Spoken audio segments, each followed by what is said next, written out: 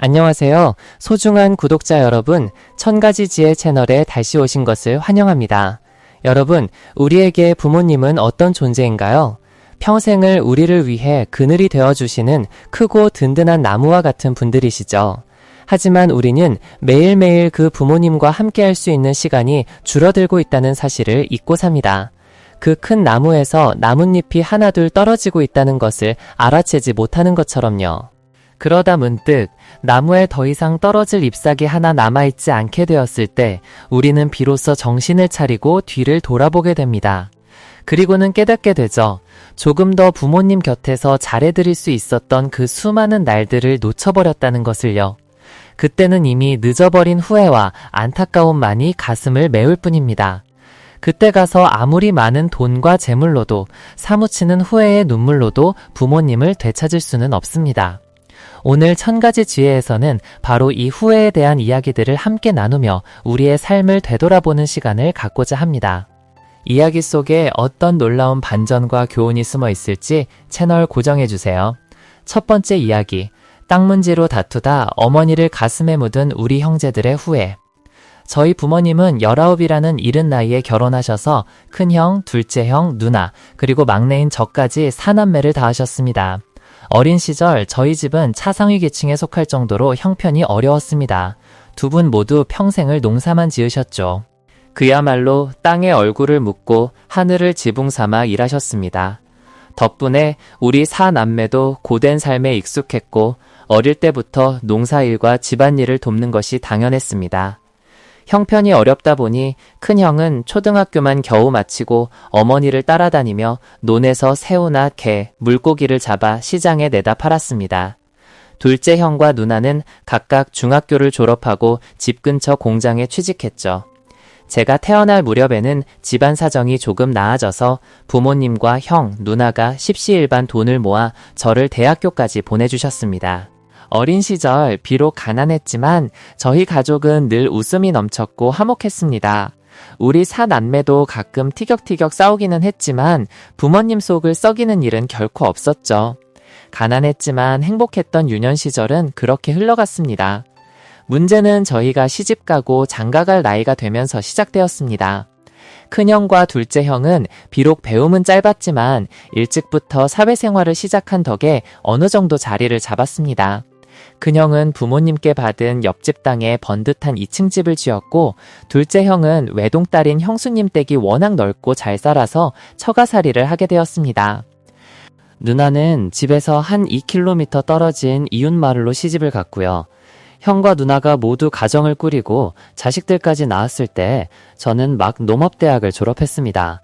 그리고 제가 졸업하자마자 아버지께서 갑작스러운 뇌졸중으로 돌아가셨습니다. 저는 도시에서 1년간 직장 생활을 하다가 친환경 농업이라는 제 꿈에 집중하고 싶었고 또 연로하신 어머니 곁을 지키고 싶다는 생각에 고향으로 돌아오기로 결심했습니다. 아버지가 돌아가신 후 어머니는 눈에 띄게 슬픔에 잠기셨습니다. 예전에는 활기차고 씩씩하셨던 분인데 그 이후로는 멍하니 넋을 놓고 계실 때가 많아졌습니다. 해질녘이면 마당을 서성이다 대문 밖을 내다보며 누군가를 기다리시곤 했는데 그 모습이 꼭 예전에 일 나간 아버지를 기다리시던 모습과 같아 가슴이 아팠습니다. 저는 2010년경에 부모님이 지으신 본가에서 어머니와 함께 살고 있었습니다. 둘째 형은 처가살이를 하니 어머니가 가 계시기 불편했고 큰형님 댁은 형수님의 등살에 어머니가 함께 지내실 형편이 못 되었습니다. 어머니는 종종 제게 장가가라고 말씀하셨지만 저는 사업에 집중하고 싶다는 핑계로 늘 고개를 저었습니다.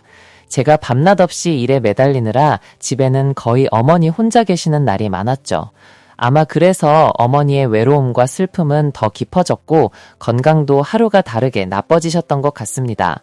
어머니는 불길한 예감이라도 하셨던 걸까요? 어느 날 오후 자식들을 모두 불러 모으시더니 재산 정리를 하시겠다고 말씀하셨습니다. 내가 이제 늙고 가난해서 너희에게 줄 것도 별로 없구나. 지금 살고 있는 이 집과 뒤에 있는 땅이 전부다. 내 생각에는 이 집은 나중에 장가갈 막내에게 주겠다. 그리고 뒷산 땅은 팔아서 둘째에게 주마.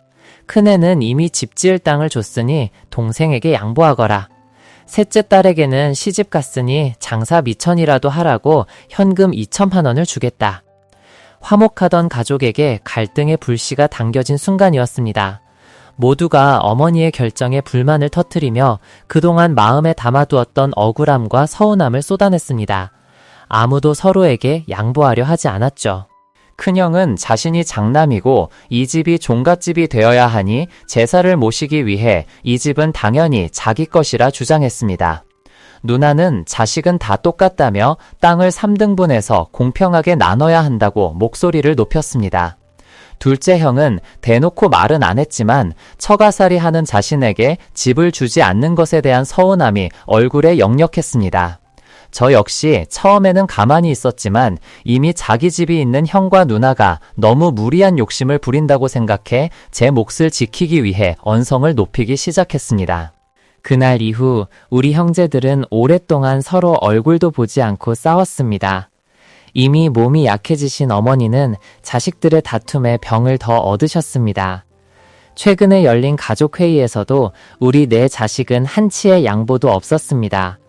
결국 어머니는 울분을 토해내셨습니다. 내가 아직 이렇게 시퍼렇게 살아있는데 너희들은 어미 말은 귓등으로도 안 듣는구나. 내가 빨리 죽기를 바라는 게냐?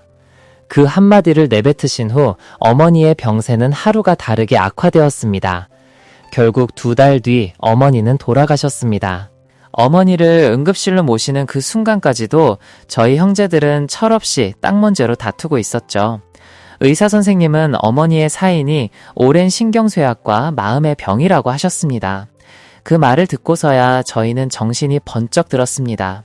늘 그랬듯 잠시 입원하셨다가 다시 집으로 돌아오실 줄 알았는데 그게 어머니와의 마지막이 될 줄은 꿈에도 몰랐습니다. 어머니가 돌아가시자 누가 먼저랄 것도 없이 우리 형제들은 돈을 모아 정성껏 장례를 치렀습니다. 어머니의 49제가 다가오자 큰형님이 제안했습니다. 제사를 모시기 편하도록 어머니의 위패를 형님 댁으로 모시자고요. 그리고 땅 문제는 저희 모두 어머니의 원래 뜻을 따르기로 했습니다. 부디 하늘에 계신 아버지, 어머니께서 눈을 감으시고 저희 4명의 불효 자식들을 용서해 주시기를 바랄 뿐입니다. 여러분, 부모님은 평생을 자식들을 위해 고생만 하셨습니다. 일터에서의 고단함은 물론이고 저희를 어릴 때부터 돌보시느라 온갖 힘든 일을 마다하지 하셨죠. 아이가 울음소리를 내는 순간부터 부모는 아이의 행복한 유년 시절과 밝은 미래를 위해 모든 것을 준비하고 고민합니다. 그뿐만이 아닙니다. 부모님은 자식들이 훗날 자신들 없이도 스스로의 삶을 잘 꾸려나갈 수 있도록 그저 자식의 성공만을 바라며 모든 것을 바치십니다. 그 엄청난 희생을 하시면서도 단 한 번도 힘들다고 불평하거나 내색하지 않으셨습니다. 아무리 고되더라도 자식들 앞에서는 항상 환하게 웃어주셨죠. 세상살이가 아무리 힘들어도 자식들이 건강하고 행복하게 사는 모습을 보면 그 어떤 어려움도 이겨내실 수 있었던 겁니다. 그러니 부모님께서 살아계실 때 우리는 진심으로 사랑하고 보살펴 드려야 합니다. 2번째 이야기, 너무나 엄격했던 시어머니를 원망했지만 돌아가신 후에야 후회하게 된 며느리의 사연입니다. 민정씨에게 시집살이 10년은 매일이 시어머니라는 악몽과 마주하는 시간이었습니다. 본래 마음씨가 곱고 성실했던 민정씨는 시댁의 어떤 일도 마다하지 않았습니다. 하지만 시어머니와 함께 살면서 그녀가 아무리 노력해도 시어머니의 마음에 드는 일은 없었죠. 민정씨는 종종 생각했습니다. 차라리 집안일을 돕는 분이라면 매달 월급도 받고 일을 잘하면 칭찬이라도 들을 텐데 자신은 온갖 억울한 마음만 쌓여갈 뿐이었으니까요.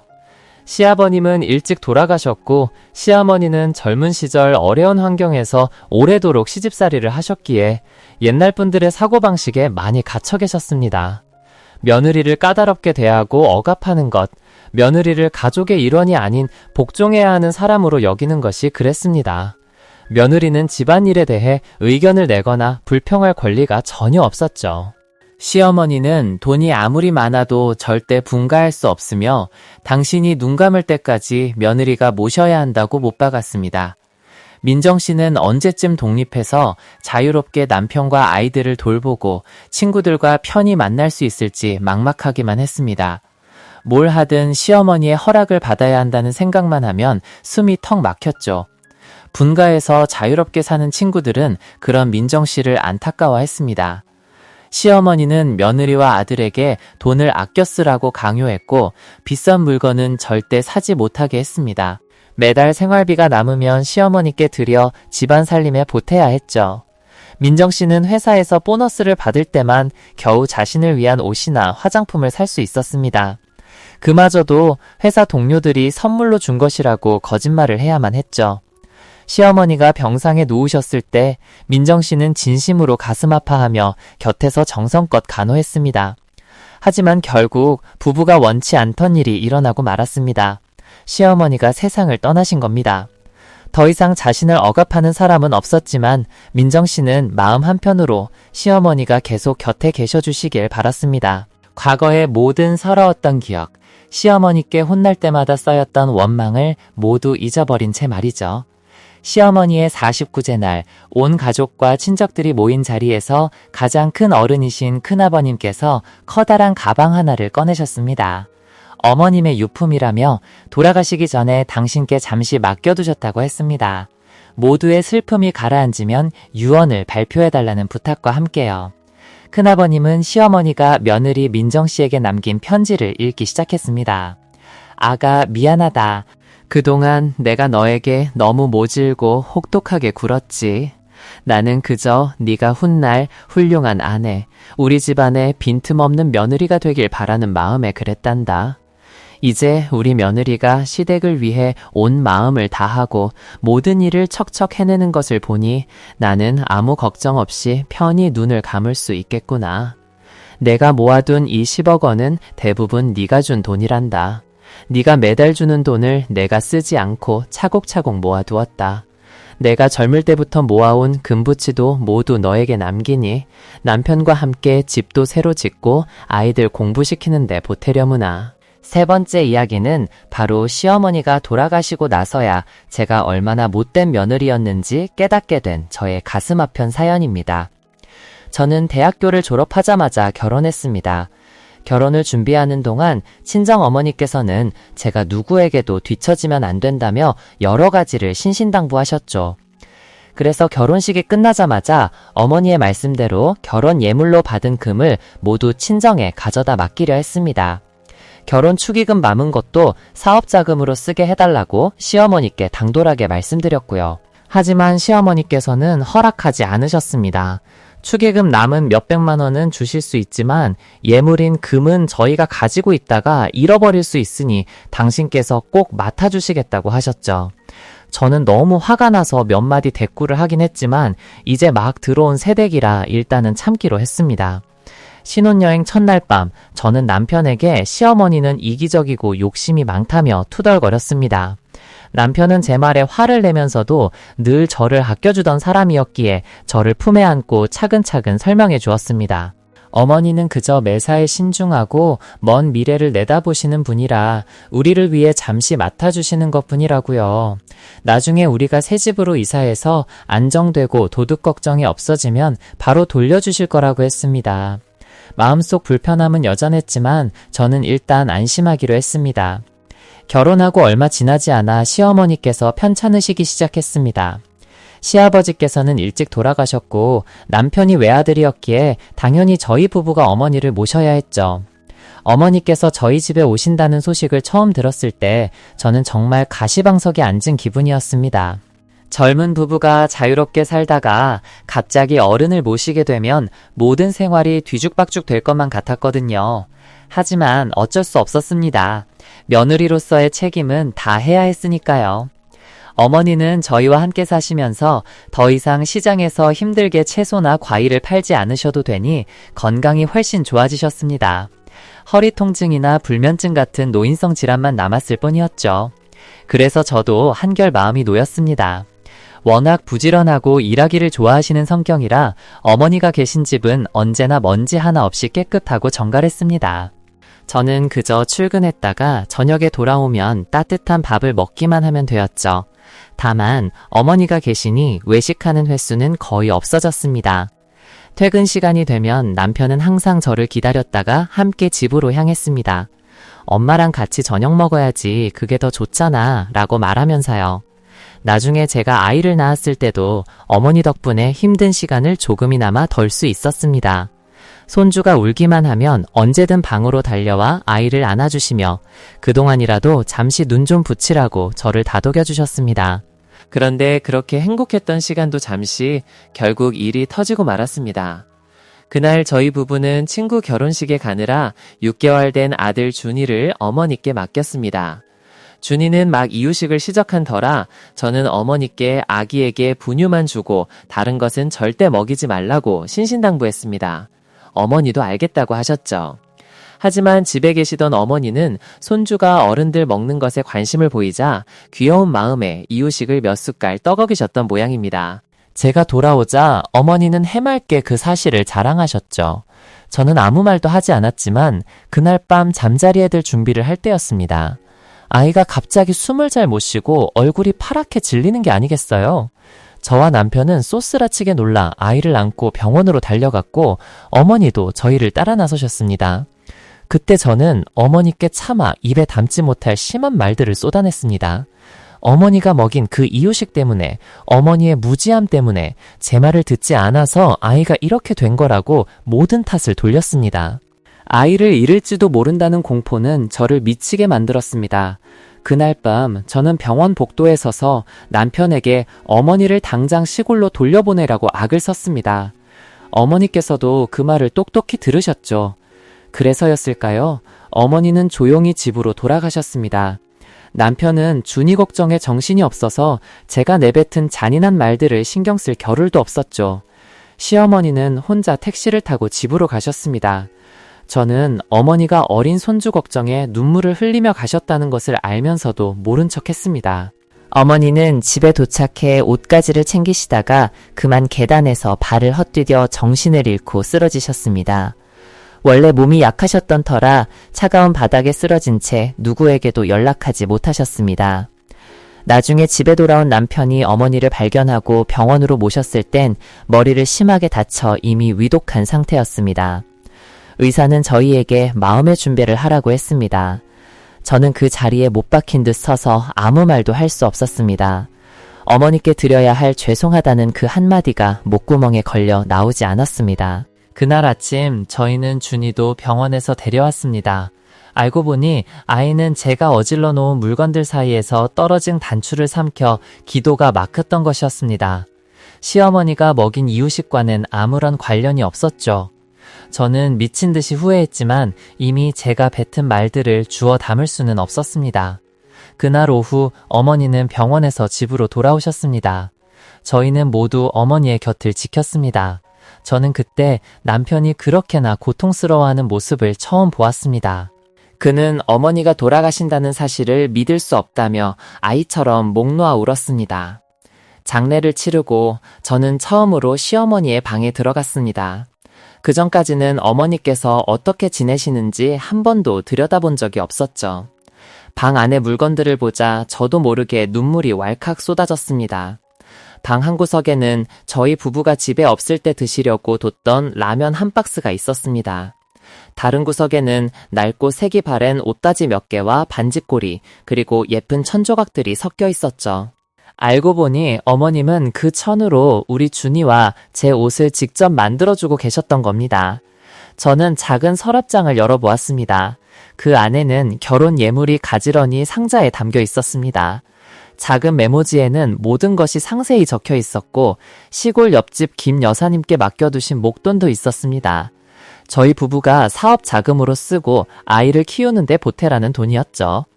어머님께서 시골에서 장사하며 평생 모으신 돈이었습니다.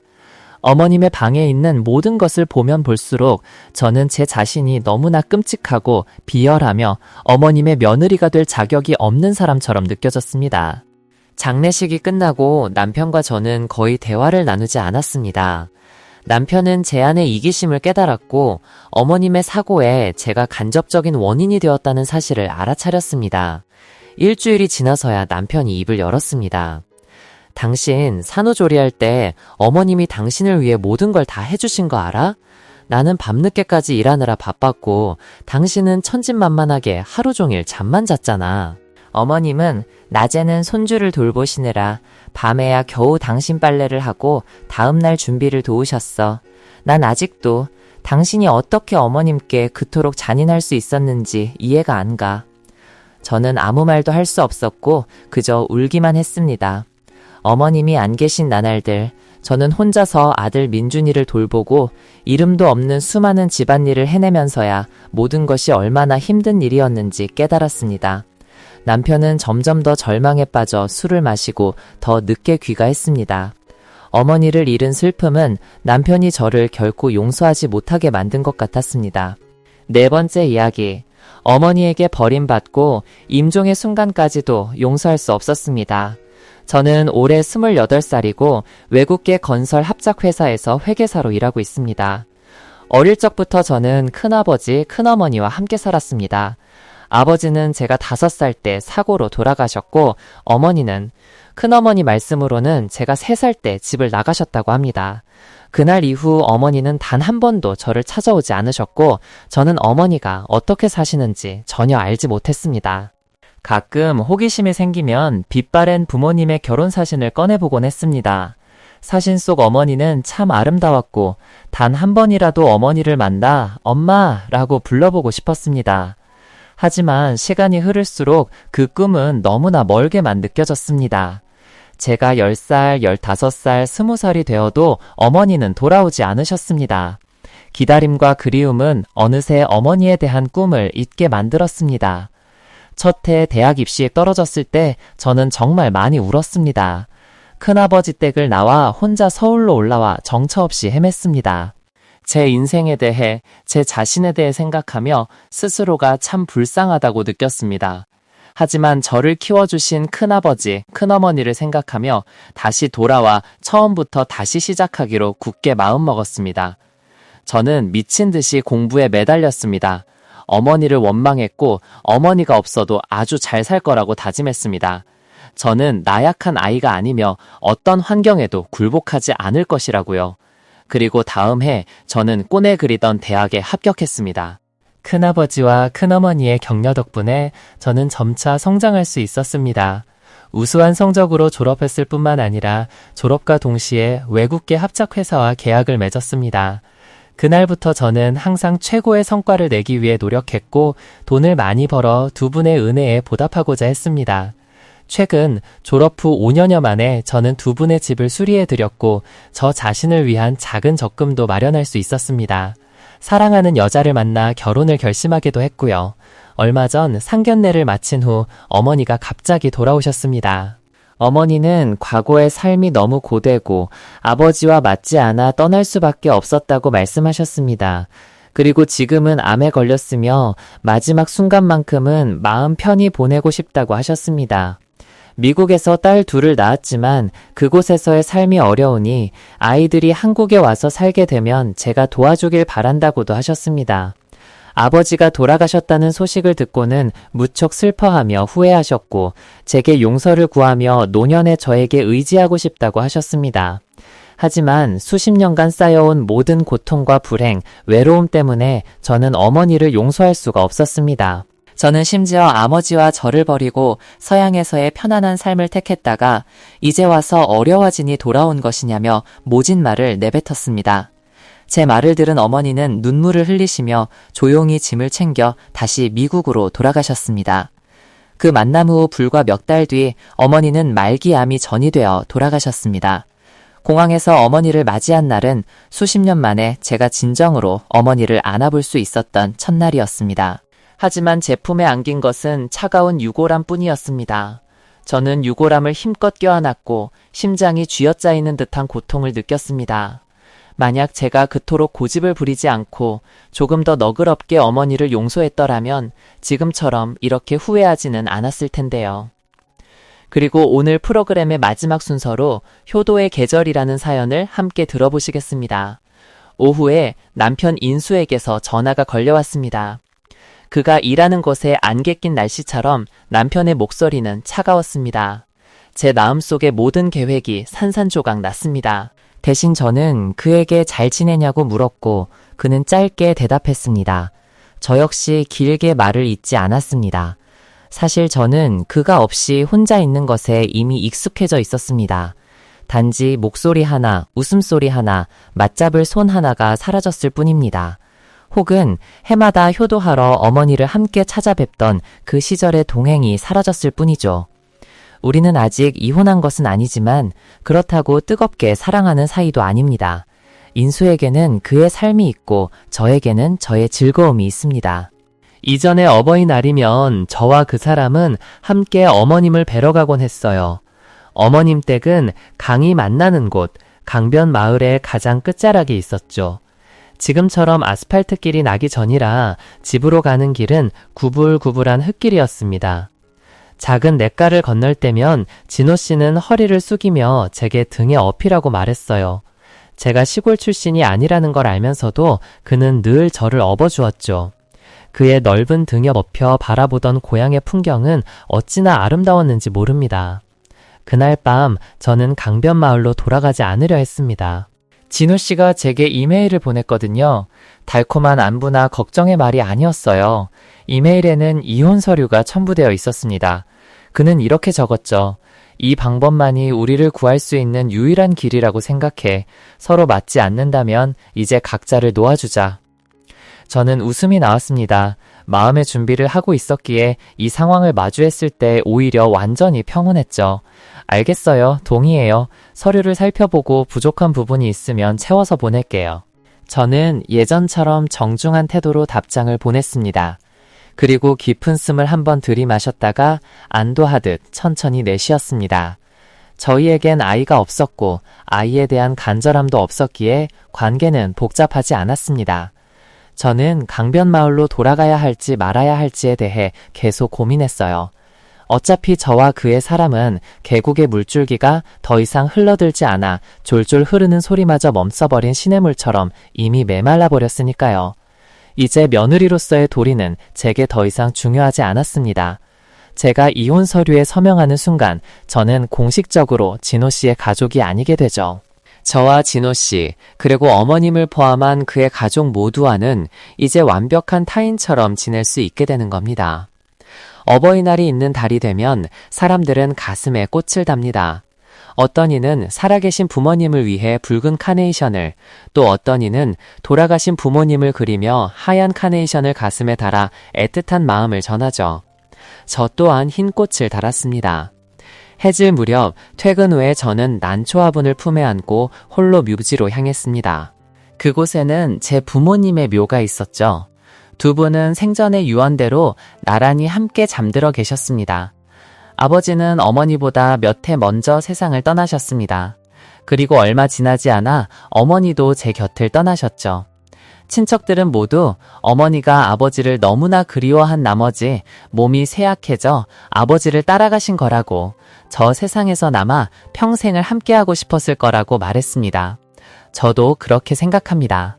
살아생전 부모님은 한시도 떨어지지 않고 서로에게 의지하셨으니까요.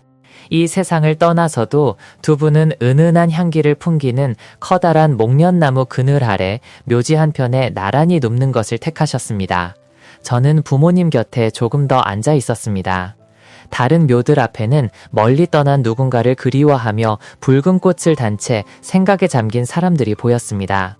또 저처럼 상실의 아픔이 담긴 하얀 꽃을 가슴에 달아야만 하는 불행한 사람도 있었죠. 하지만 저는 부모님께서 마음 놓으실 수 있도록 꿋꿋하고 씩씩하게 살아가야 한다고 항상 다짐합니다. 부모님께서 제게 주신 이 소중한 삶을 부끄럽지 않게 살아야만 먼 하늘에서나마 부모님께서 저를 자랑스러워 하실 테니까요. 그분들이 그토록 사랑하고 기대했던 딸로서 말입니다. 어느 날 아침이 생각납니다. 대학 강의실에 앉아 있는데 주머니 속 휴대폰이 계속해서 울렸습니다. 저는 손을 넣어 조용히 전원을 꺼버렸죠. 제 대학 시절의 마지막 수업이 끝나고 휴대폰을 다시 켰을 때 제 눈앞은 캄캄해졌고 온 세상이 무너지는 것 같았습니다. 수많은 부재중 전화와 함께 쏟아지는 문자 메시지들, 그중 하나를 열어보았습니다. 수진아, 빨리 와. 엄마 돌아가셨어. 심장이 가슴속에서 산산조각 나는 듯 했습니다. 저는 슬픔에 잠겨 정신을 잃었고 눈을 떴을 때는 익숙한 우리 집 방에 누워 있었습니다. 집안은 사람들로 가득했고 구슬픈 북소리와 피리 소리가 울려 퍼지고 있었죠. 저는 목이 메어 소리내어 울었습니다. 그날 이후로 저는 사랑하는 어머니를 영원히 잃었습니다. 저는 해마다 어버이날이 되면 부모님의 묘를 찾습니다. 절에 가서 부모님께서 저 세상에서 평안하시기를 빌기도 하죠. 다른 사람들이 부모님과 함께 시간을 보내고 선물을 사드리고 사랑과 그리움이 담긴 말을 나누는 모습을 볼 때마다 이제는 눈물이 흐르지 않을 때도 되었습니다. 사람들의 말이 맞았어요. 부모님이 곁에 계실 때는 제대로 해드린 것이 없다가 돌아가시고 나니 어머니께 옷 한 벌, 아버지께 신발 한 켤레 사드리고 싶어도 어머니의 흰머리를 뽑아드리거나 아버지의 등을 주물러드리고 싶어도 그럴 수가 없다는 것을요. 하지만 제게는 아직 이 세상에 또 한 분의 어머니가 남아 계십니다. 바로 진호 씨의 어머니죠. 한 번은 어머님께서 제게 이렇게 말씀하셨습니다. 진호가 너무 못났지. 그 아이 때문에 네가 고생이 많구나. 저는 작은 정원에서 어머님의 손을 꼭 잡았습니다. 주변은 익어가는 바나나 나무들로 둘러싸여 있었고 새들이 날아와 지저귀는 소리가 한여름의 정오를 가득 채우고 있었죠. 저는 말했습니다. 진호 씨 성격이 무뚝뚝해서 그렇지 저를 많이 아껴줘요. 걱정 마세요, 어머님. 어머님은 안심시켜 드리려고 한 말이었지만 사실 저도 알고 있었습니다. 저와 진호 씨의 거리가 점점 더 멀어지고 있다는 것을요. 특히 그의 인생에 낯선 여자가 나타난 이후로는 더욱 그랬습니다. 저와 진호 씨는 우리 사이의 일을 어머님께 숨기기로 했습니다. 하지만 어머님께서는 이미 무언가 눈치채신 것 같았어요. 진호 씨가 혼자 오거나 제가 혼자 찾아뵐 때면 어머님은 항상 서로의 안부를 물으셨습니다. 저는 그가 아프다거나 출장 중이라거나 회의가 있다고 둘러댔죠. 그럴 때마다 어머님의 눈빛이 슬퍼지는 것을 느낄 수 있었습니다. 어느 날 오후 푸른 나무 아래에 앉아 유유히 흐르는 강물을 바라보고 있을 때였습니다. 어머님께서 제게 말씀하셨습니다. 나는 너를 내 친딸처럼 아끼고 사랑한단다. 네 인생이 이미 힘들었다는 걸 아는데 진호와 결혼해서 더 힘들어졌구나. 하지만 네 곁에는 이 엄마가 있잖니. 무슨 일이 있어도 나는 언제나 네 편이다. 저는 어머님을 부둥켜 안고 목 놓아 울었습니다. 그동안 강인하고 씩씩한 척하며 감춰왔던 모든 눈물이 봇물 터지듯 쏟아져 나왔습니다. 어머님은 그런 제 눈물을 조용히 닦아주셨습니다. 저는 민준 씨 어머님 곁에서 돌아가신 제 친정어머니의 따스함을 느꼈습니다. 이제부터 어머님을 제 친어머니처럼 모셔야겠다고 다짐했습니다. 저와 민준 씨의 사랑은 끝났을지 몰라도 저희의 인연은 아직 남아있었으니까요. 어머님은 이 모든 걱정과 희미해서 가는 사랑 속에서 제가 기댈 수 있는 굳건한 버팀목이자 사랑의 원천이셨습니다. 그런 생각에 바로 전날 이혼 서류에 도장을 찍었음에도 불구하고 저는 어머님을 뵈러 가기로 결심했습니다. 시외버스를 타고 반나절, 다시 마을버스로 갈아타고 한참을 달려 마지막으로 나룻배를 타고 강을 건너야 했습니다. 민준 씨가 저를 아내로 맞이하던 날 축포 소리로 가득했던 바로 그 강이었습니다. 제가 올 것을 예감하셨는지 어머님은 강가에서 저를 기다리고 계셨습니다. 제가 배에서 내리는 것을 보시자 환한 얼굴로 다가오셨습니다. 저는 어머님께 와락 안기며 울음을 터뜨렸습니다. 얘야, 모든 걸 다 안다. 내 마음이 얼마나 아픈지. 이제 내 며느리는 아니지만 오늘부턴 넌 내 딸이다. 어머님의 어깨에 머리를 기댄 순간 마음속의 모든 시름이 눈 녹듯 사라지는 것 같았습니다. 어머님 곁에서 저는 삶이 얼마나 소박하고 아름다울 수 있는지 다시금 깨달았습니다. 어머님은 저를 낳아주시거나 길러주시진 않았지만 이 세상이 여전히 따뜻한 사랑으로 가득하다는 것을 느끼게 해주셨습니다. 어머님은 저를 감싸주고 보호해주시며 스스로를 지키기 위해 쌓아올린 가시돋친 껍질 속에서도 제가 여전히 세상의 풍파에 상처받는 여린 존재임을 일깨워주셨습니다.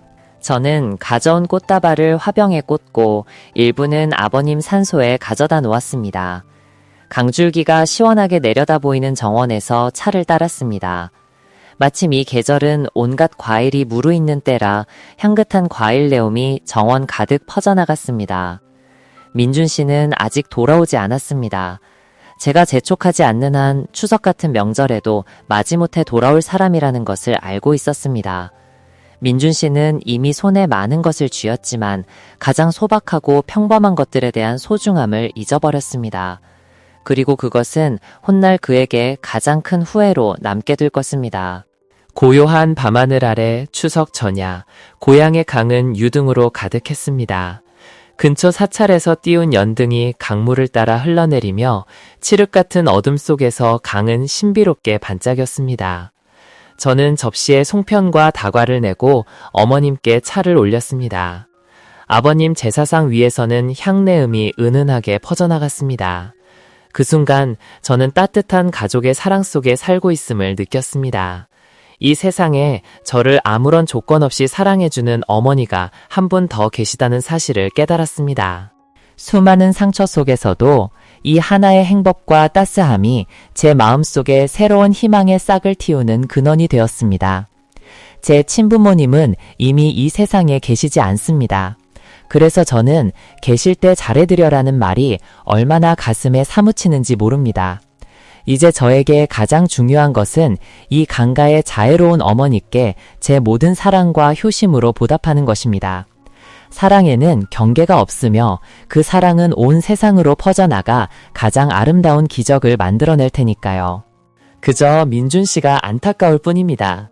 그는 헛된 것들을 쫓느라 자신의 자존심을 내세우느라 이토록 소박하고 성스러운 가치들을 잊고 말았습니다. 추석 잔야의 밤은 신비할 정도로 아름다웠습니다. 저는 어머님 곁에 잠시 앉아 있었습니다.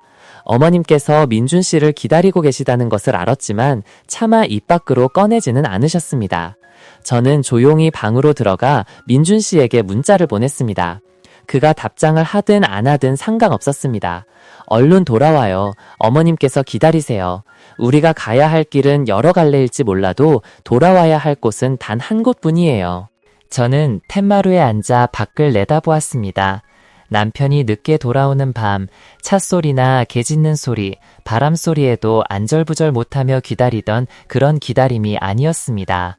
이곳에 홀로 계신 어머니를 위해 멀리서 돌아오는 한 가족을 기다리는 마음이었습니다.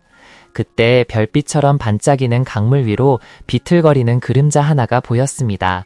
너무나 익숙한 모습이었습니다. 저는 강가로 달려 내려갔습니다. 밤사이 강물은 가득 차올라 파도가 치고 있었습니다. 뱃사공은 이미 잠들었을 시간, 하지만 강가에는 작은 조각배 하나가 매여 있었습니다. 마치 효심 가득한 이 계절에 서둘러 간을 건너야 할 누군가를 위해 밤새도록 기다려준 것처럼 말입니다. 지금까지 귀 기울여 들어주신 모든 분께 감사드립니다. 오늘의 이야기가 여러분의 마음에 작은 울림을 주었다면 좋아요와 구독, 그리고 소중한 분들께 공유 부탁드립니다. 여러분의 생각도 댓글로 남겨주세요. 다음 영상에서 더 좋은 이야기로 찾아뵙겠습니다. 진심으로 감사합니다.